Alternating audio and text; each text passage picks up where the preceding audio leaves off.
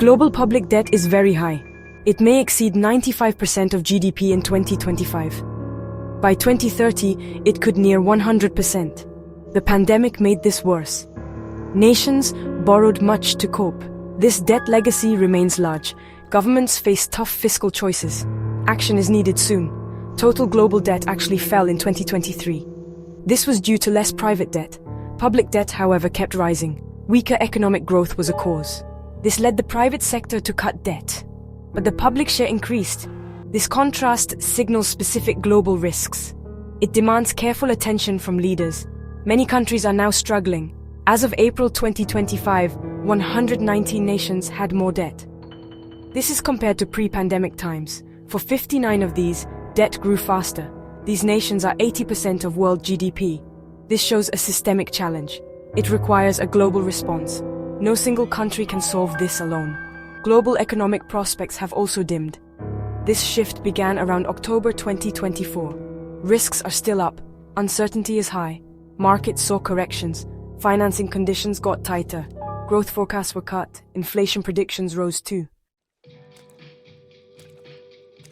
The IMF stresses a vital need. Public debt transparency is essential. It is key for smart policy. Without clarity, governments guess.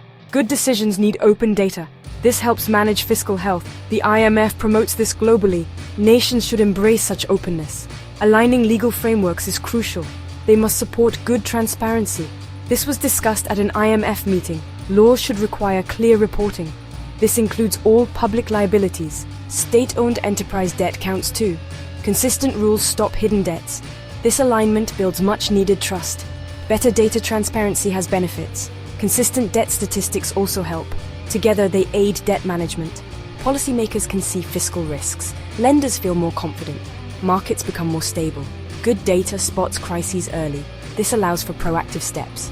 Without these, problems grow fast. Weak legal systems hurt debt plans. Efforts can be misguided. Debt burdens may be misjudged. This can cause financial distress. It might even trigger crises. Strong frameworks are not optional. They are needed now for stability. The IMF offers tools to help. The Global Debt Database, or GDD, is key. Its 2024 vintage is now out. This database boosts transparency. It gives a full view of debt. It covers private and public debt. This data guides policy well. It supports sound economic judgment. The GDD is very detailed. It has data from the 1950s. This history is valuable. The database has quality checks. It includes talks with officials. This rigor ensures reliable data. Policy can then use solid facts. This helps global economic health. The IMF uses other tools too. Its debt at risk tool is vital. It showed a worrying outlook. Global public debt could spike. It might reach 117% of GDP. This could be in 3 years. Trade uncertainty adds to risks. So do tighter credit conditions.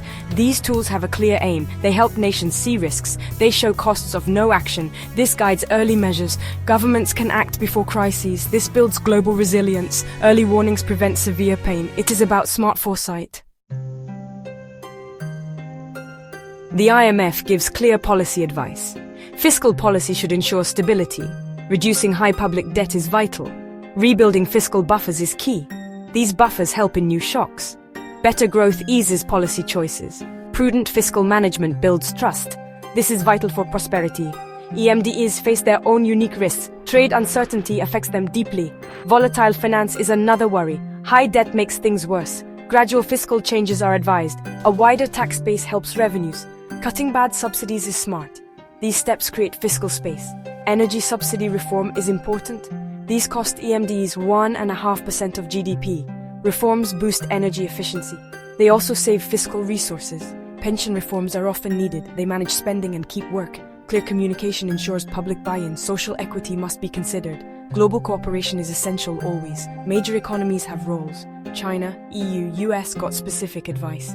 Open trade is a shared interest. A level playing field helps all. Policies must cushion economic shocks. Working together manages debt challenges. This builds a stronger world economy.